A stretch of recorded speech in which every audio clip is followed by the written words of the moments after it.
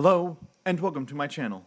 My name is Jonathan Cohn, and today I have a video talking about the new Barnes & Noble Premium membership that was just unveiled in the year of 2023.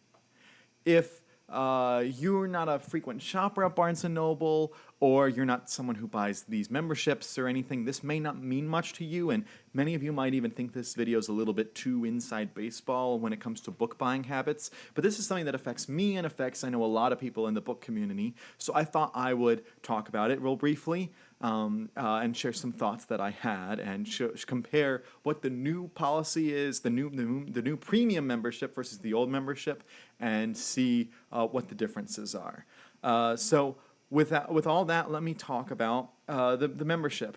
I have had a Barnes & Noble membership for several years.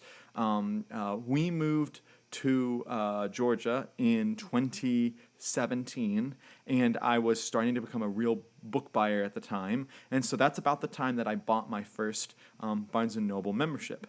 And so I've been renewing it every year because it's been, very important to me. Even when I was in college and I worked at a Barnes & Noble College, which is like a separate company, when I worked at Barnes & Noble College, I still continued to buy and use the Barnes & Noble membership because our Barnes & Noble College was really late on getting a lot of big books that I like to read on release day, and so I still went to the local Barnes & Noble to get books on release day. That's always been the policy with me.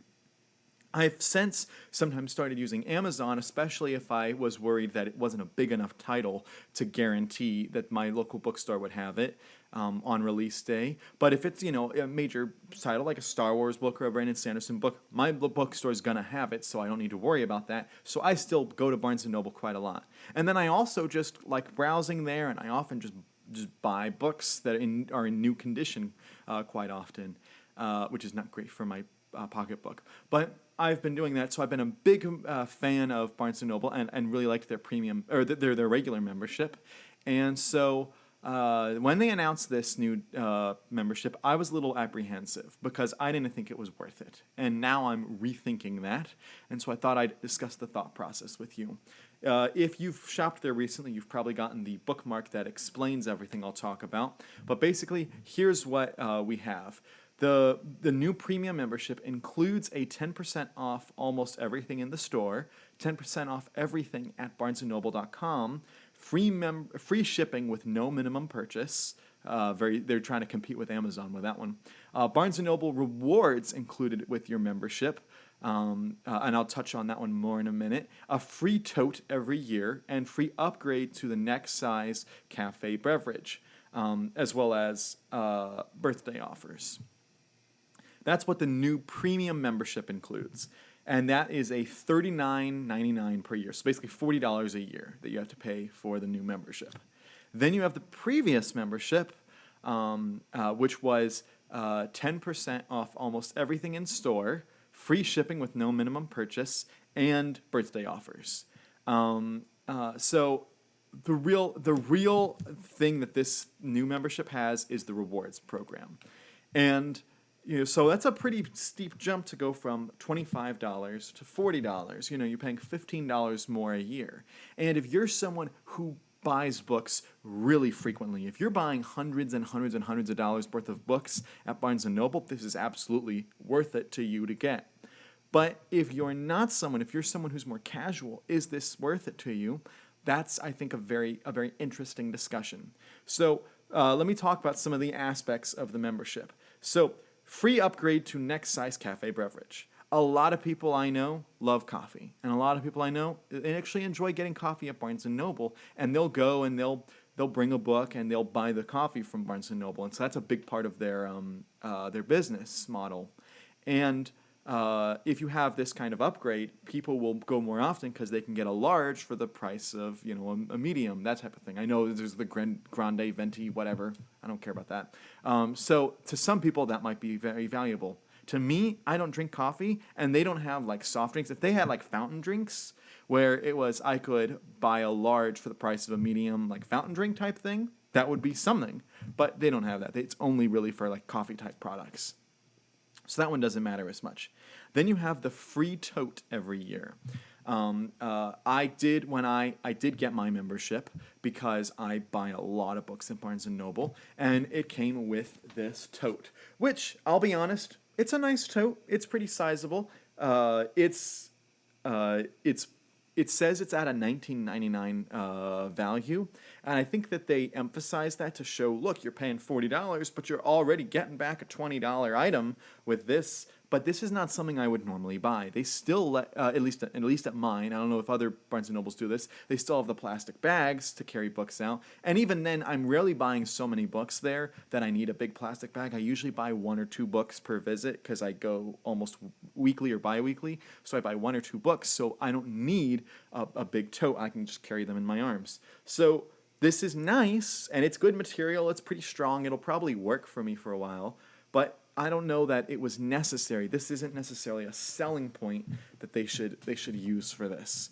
Then free shipping with no minimum purchase is a smart move, especially for the people who love buying things online. I don't buy from Barnes and Noble online, so that also that was a previous feature that they had, but had no real impact on me. Then they have 10% off almost everything on BarnesandNoble.com.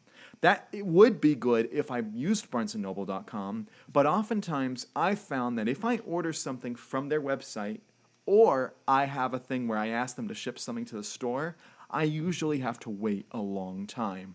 Whereas when I ship with Amazon, it's pretty much instantaneous. I'm getting it, in 2 days, or at least I'm getting it on release day, and I know I'm getting it on release day. With Barnes and Noble, I've ordered things way in advance, like a month in advance, and it's showed up a week after release day, and that's not just a one-time thing. It's happened oftentimes. So I don't get the value of the free shipping there as opposed to the free shipping with Amazon.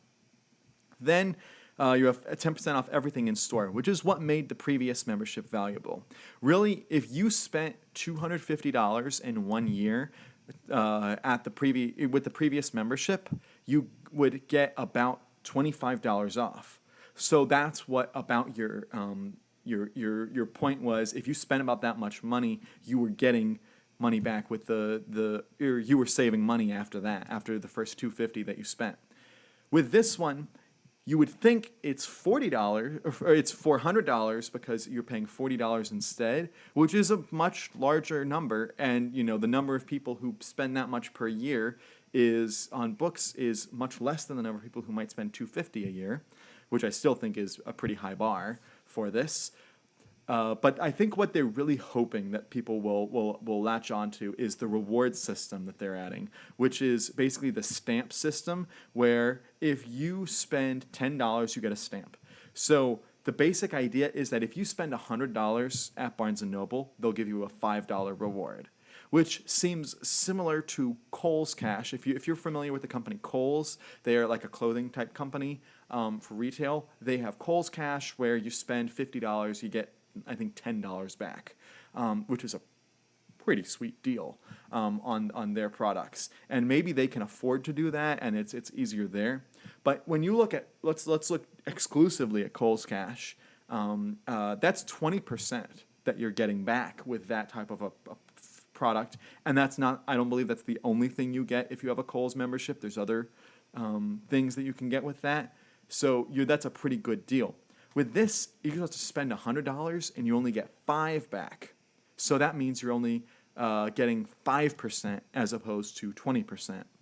Now, when you add this in with the 10% regular discount that you're getting, so it's really, if you think about it, if you're spending $100, you're going to get 15 off, 10% of the normal, what they normally bring down for you, and then you get the $5 reward. So it's really like a 15% deal that you're getting with this new premium membership. And I'm not sure that's enough, but I don't think it's bad. I think that had they just stuck with 10% and bumped up the price to $40, I don't think it necessarily would have been worth it for a lot of people. But if they had made it 20%, if they had been, you spend $100 and you get the $10 reward instead, and then couple that with your regular 10% off, that'd be 20% total, I think that would be more palatable to people, and it might seem, oh, that's much more reasonable. I don't have to spend quite as much money. So I I just don't know whether a lot of people will latch on to this like I have. I got this, as I said, because I spend a lot of money at Barnes & Noble. Just from new releases, I buy close to 15 to 20 new release books every year. And most of those books are costing upwards of $20 a piece. So I'm already spending $300 to $400 per year on new books from Barnes & Noble. So in that sense, I'm getting my money's worth out of this. And then when you add on, I buy just regular books there sometimes, it's worth it to me. But a lot of people aren't like me. A lot of people, they casually buy one book a month, maybe, and even then, maybe it's a paperback instead of a hardcover. So you have to justify the value of the membership. I think to hardcore book buyers and hardcore readers like me, or if you're like Brian Lee Durfee, he buys like 20 or 30 books a month. This will be great for him. If for some people this will be a great deal, but if you're a casual buyer, I think that it's probably if you buy a book a month, it's probably not worth it. But if you buy multiple books a month, look into this. Try to do the math. See if you think it'll be worth it over a long period of time. But I'm very curious to see because I'm not confident this will work. One thing I will say is that for me, I do this is such a small detail to point out.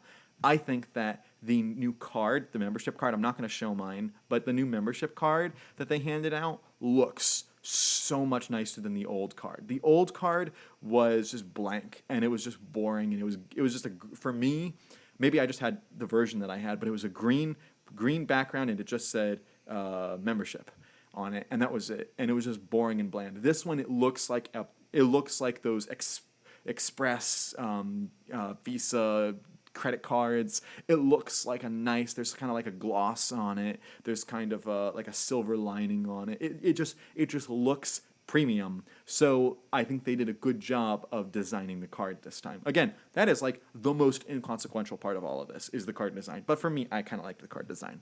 So if you're someone who buys from Barnes & Noble, what do you think of this this policy, this new membership? Is it good for you? Do you like the tote? Do you think that's enough to get you to buy? Let me know all your thoughts in the comments section down below. And until next time, I'm Jonathan, and thank you for watching.